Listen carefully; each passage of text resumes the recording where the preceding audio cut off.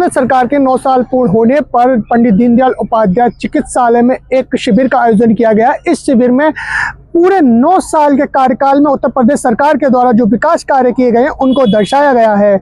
आज इस शिविर का उद्घाटन कोल विधायक अनिल पाराशर के द्वारा किया गया है, जिसमें सीएमएस एम के माथुर मौजूद रहे उनके साथ, और सूचना निदेशक संदीप सिंह भी उनके साथ मौजूद रहे। उन्होंने साफ तौर पर कहा है कि शहर की जनता इस सरकार के द्वारा किए गए विकास कार्यों को यहाँ आकर इस कैंप में देखे और जाने कि हमारी सरकार के द्वारा प्रति क्षेत्र में किस किस तरह के कार्य किए गए हैं।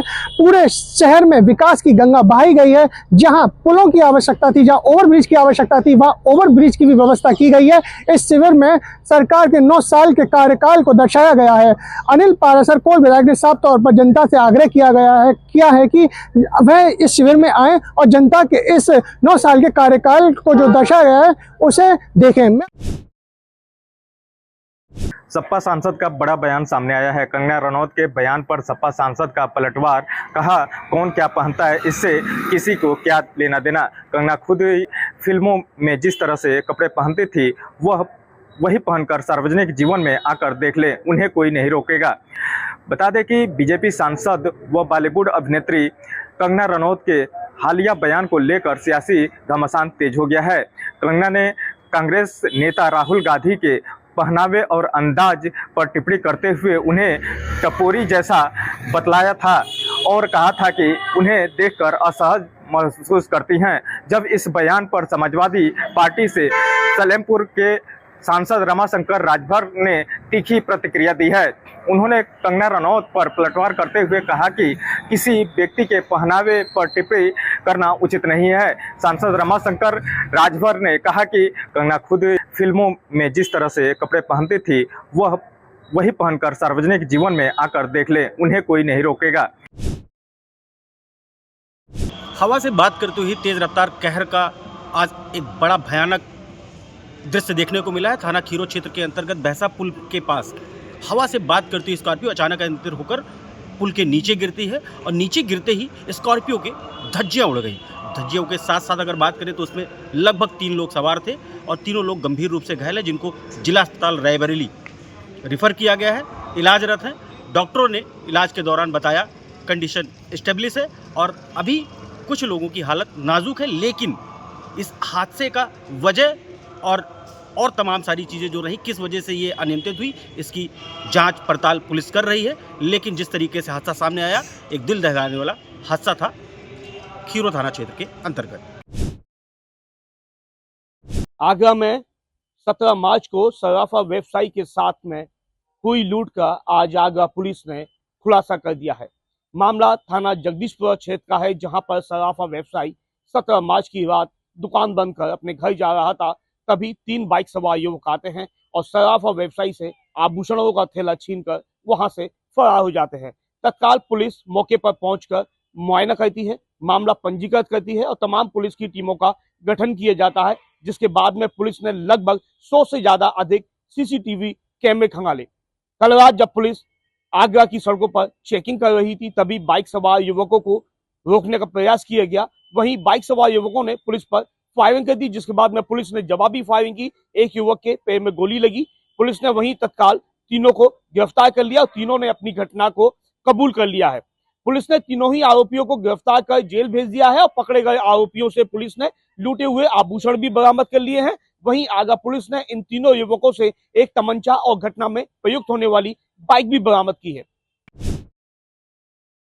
पुलिस अधीक्षक यशबीर सिंह के नेतृत्व में पुलिस ने किया सनसनीखेज खुलासा। आपको बता दें कि मामला वाल्टरगंज थाना क्षेत्र का है, जहां बीते 5 मई को एक महिला की रेलवे ट्रैक के पास में बॉडी मिली थी। परिजनों ने बताया कि कहीं न कहीं उसकी हत्या की गई है। पुलिस गंभीरता को देखते हुए तत्काल इसमें मुकदमा दर्ज करती है और जांच पड़ताल की जाती है। जांच पड़ताल में क्लियर होता है कि एक व्यक्ति द्वारा उस महिला से जमीन दिखाई जाती है, जमीन की जिसको 3 लाख रुपए देता है, बाकी पैसा ना देना पड़े, उसकी वजह से उसकी हत्या कर दी जाती है। फिलहाल उसको गिरफ्तार करके जब उससे पूछताछ किया गया तो उन्होंने बताया कि जो बकाया पैसा है वो ना देना पड़े। महिला बार बार पैसा मांग रही थी, जिसको देखने के बाद में उसने यह प्लान बनाया और उसे रेलवे ट्रैक के पास में उसकी वहां पे हत्या कर दी गई। फिलहाल पुलिस ने आरोपी को गिरफ्तार कर विधिक कार्रवाई करके जेल भेज दिया गया है। पूर्व केंद्रीय मंत्री एवं पूर्व सांसद अमेठी स्मिथ जुबिन ईरानी के जन्म दिवस पर आज अमेठी जनपद में अत्यंत श्रद्धा उत्साह एवं भक्त भाव के साथ जन्म दिवस मनाया गया। जन्म दिवस के अवसर पर अमेठी जनपद के कार्यकर्ताओं एवं पदाधिकारियों ने विभिन्न धार्मिक एवं सामाजिक कार्यक्रमों का आयोजन कर उनके दीर्घायु स्वास्थ्य एवं सुख जीवन में हो ऐसी कामना की है। अमेठी में जिला अध्यक्ष सुधांशु शुक्ला के नेतृत्व में मां कालकंद भवानी मंदिर में विधवन हवन पूजन कर आयोजन किया गया है। इस दौरान सभी उपस्थित जनों ने मां के चरणों में नमन कर दीदी स्मिथ जुबिन ईरानी के उत्तम स्वास्थ्य एवं लंबी आयु के लिए ईश्वर से प्रार्थना की है। खबर उत्तर प्रदेश के शाहजहांपुर से है, जहां जिला अधिकारी कार्यालय के सामने एक युवक हाई वोल्टेज ड्रामा करता हुआ नजर आया। आपको बता दें, यह युवक बैटरी रिक्शा चलाता है और पुलिस ने इसका रिक्शा जब्त कर लिया। जिलाधिकारी से मिलने के बहाने यह जिलाधिकारी कार्यालय पहुंचा और वहां पर इसने हाई वोल्टेज ड्रामा किया। पुलिस पहुंची, पुलिस ने बमुश्किल युवक को शांत कराया और जब इस बारे में प्रभारी निरीक्षक यातायात विनय पांडे से जानकारी ली गई तो उन्होंने कहा कि इस युवक का रिक्शा पुलिस लाइन में खड़ा है और रिक्शे का मालिक साथ में आए तो हम इसका रिक्शा देने को तैयार हैं। अब बात यहाँ पर है, कई तरह के सवाल उठ रहे हैं कि आखिरकार इस युवक ने अल्लाहू अकबर के नारे ही क्यों लगाए। यह एक बहुत बड़ा सवाल है। फिलहाल कहा जा रहा है कि युवक मानसिक रूप से विक्षिप्त है और कई बार जिलाधिकारी कार्यालय के सामने घूमता हुआ देखा गया है। इटावा जनपद में तेज रफ्तार का कहर देखने को मिला। वहीं दिल्ली से बिहार जा रही वोल्वो बस ने पीछे से कंटेनर में मारी टक्कर, जिससे पूरी तरीके से बस क्षतिग्रस्त हो गई। बताया जा रहा है कि इसमें 10 सवारियां गंभीर रूप से घायल हो गई है और इसमें 3 सवारियों की हालत नाजुक बताई जा रही है। वहीं बताया जा रहा है कि मौके पर ही वोल्वो बस के चालक की मौके पर ही दर्दनाक मौत हो गई। ये मामला पहला ही नहीं, लगातार तेज रफ्तार का आए दिन कहर देखने को मिल रहा है। बताया जा रहा है कि नेशनल हाईवे NH-19 पर लगातार इस तरीके के हादसे देखे जा रहे हैं, क्योंकि बताया जा रहा है कि आए दिन ढाबों पर और रोड के किनारे खड़े ट्रकों को पूरी तरीके से जानलेवा साबित होते नजर आ रहे हैं।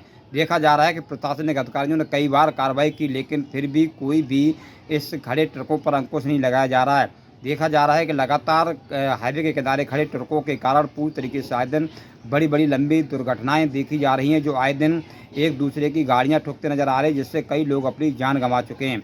वहीं देखा यह जा रहा है कि 1 साल के अंतराल में लगातार लगभग 1 दर्जन से ज़्यादा लोग अपनी जान गंवा चुके हैं, क्योंकि हाईवे के किनारे नेशनल हाईवे 19 पर लगातार रोड के किनारे ट्रक खड़े होने के वजह से ये हादसे देखे जा रहे हैं। वहीं ये देखा जा रहा है कि लगातार कंटेनर आगे खड़ा था, इसी चक्कर में वोल्वो बस पीछे से घुसी, जिसमें जो है लगातार पूरी तरीके से बस क्षतिग्रस्त हुई है और मौके पर ही कंटेनर तो मौके से फरार हो गया, लेकिन ये बस क्षतिग्रस्त होने के कारण कई सवारियां घायल देखी जा रही हैं। वहीं थाना इकदिल पुलिस ने मौके पर पहुंचकर घायलों को जिला अस्पताल पहुँचाया है और वोल्वो बस के ड्राइवर की मौत को शव को कब्जे में लेकर पोस्टमार्टम के लिए भेज दिया है। अब देखना यही होगा कि आखिर नेशनल हाईवे 19 पर कब तक ये खड़े ट्रकों पर अंकुश लगाया जाएगा। आपको बताते चले, सुल्तानपुर जनपद में आज शहीद दिवस के अवसर पर आज़ाद सेवा समिति के अध्यक्ष अशोक सिंह और सैकड़ों की संख्या में लोग जो है शहीदों को माल्यार्पण करके बाइक रैली निकाल करके उनके बलिदान को याद किया और ये भी अभिभाषण में अपने कहे कि शहीदों द्वारा जो स्वतंत्रता दिलवाने में उनका असहयोग आंदोलन था वो एक सराहनीय कार्य था। नहीं आज हम लोग गुलामी की बेड़ियों में बंधे होते, अंग्रेजी हुकूमत के उसमें आज भी हम गुलाम बने होते। शहीदों का बहुत बड़ा योगदान भारतवर्ष के लिए था, जो आज कई वर्षों से हम लोग स्वतंत्र होकर के अपना जीवन यापन कर रहे हैं। उन शहीदों का भारतवर्ष में बहुत बड़ा योगदान है।